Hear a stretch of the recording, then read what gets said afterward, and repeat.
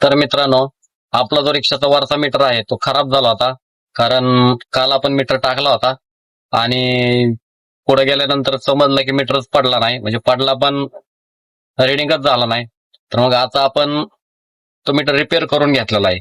तर त्या मीटरची कुठली वस्तू टाकली आणि ती वस्तू कितीला आली, पण नेमकं मला फसवलं का त्या वस्तूचे जास्त पैसे घेतले का कमी घेतले का बरोबर घेतलं मला तर माहित नाही. कारण जशी गाडी घेतली तसा मी तो पार्ट अजून टाकलाच नव्हता. आज फर्स्ट टाइम तो पार्ट टाकलेला आहे. कदाचित तुमची पण फसवणूक होऊ नये किंवा तुम्हाला पण तो पार्ट महाग देऊ नये, त्यासाठी ही व्हिडिओ बनवत आहे. तर मी तुम्हाला पार्ट पण दाखवतो, एकदा पार्ट बघून घ्या.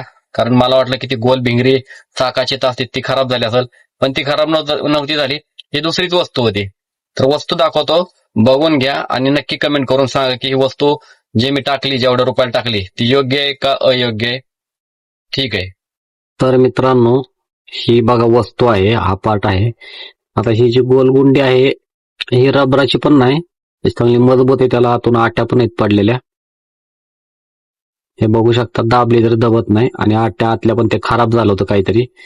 आणि हे पण एक आहे, यातलं रबराचं काहीच नाही, पूर्ण कशाची पार्ट आहेत कळ नाही का. रबर असं घट्ट झाले, जाड झाले वापरून वापरून त्याच्यात घाण जाऊन.